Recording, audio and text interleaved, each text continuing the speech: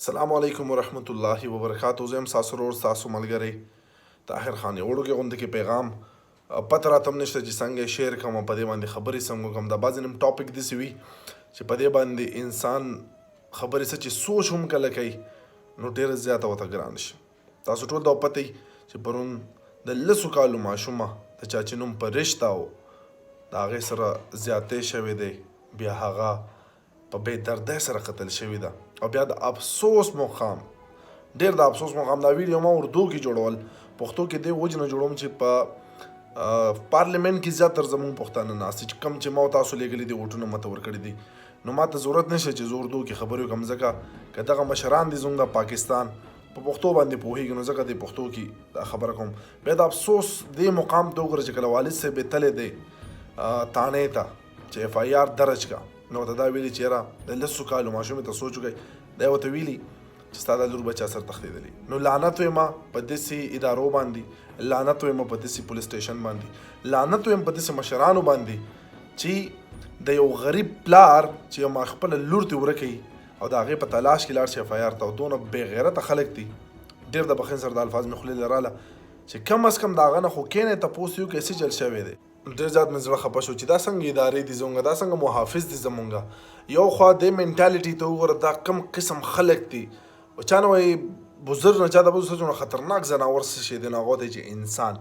ما ته ښکاري، ما ته قسم خدای کله نه کله شرم راشي چې موږ د دې معاشرې حصه یو چې د دې نه مخکې هم کیس شوی و زینب وا، د دې نه په مردان کې مې یو کیس شوی، اوس داسې د دنیا کیسونه کېږي.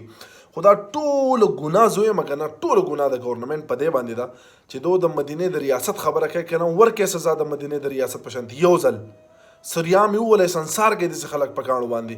تاسو وګورئ چې دا څنګه نه روکتام کېږي. بیا به سړی زر نه چې لس زره پیرې به سوچ کوي چې کله دونه ګنده خیال د هغه ذهن ته راځي.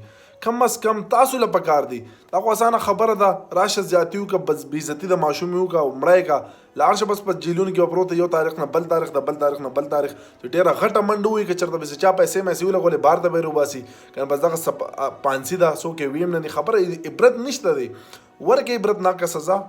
دنیا ته وښایئ چې د داسې ملزم، د داسې حیوان، د داسې مجرم، د داسې ځناور داسې سزا ده. تاسو بیا وګورئ چې د دې څیز روکتام څنګه نه کېږي. خو دا زموږ د ادارو غلطي ده، بلکې زموږ غلطي ده. موږ په دو باندې پریشر نه راولو. اواز چوت کوي دا بچی پرشته د چا بچی و، یاد ساتئ، یاد زما خپل بچي دي، ستاسو هم بچي دي.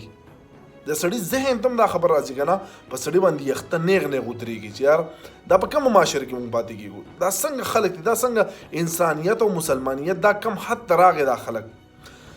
نو زړه م جاړي. ما ویډیو د وخته جوړول چونکې زه نن ډېر زیات مصروف وم، یتیمانان وړو د هغو سره وم، نو اوس کور ته رالم او اواز مې هم ټیک نه دی، بیمار یم، خو زړه مې زه تا ته ویلی نه شم چې زما احساس دا ټیم څه دي.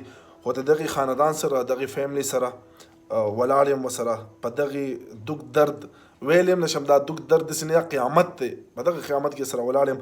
زموږ دعاګانې دي چې دغه ملزمانو ته نیولي دي، خو چې داسې سزا ورته ورکړي داسې چې سړی سوچ هم کوي او بیا یېرېږي. نورې خبرې نه راځي جي. ډېره مننه، جزاک الله خیر.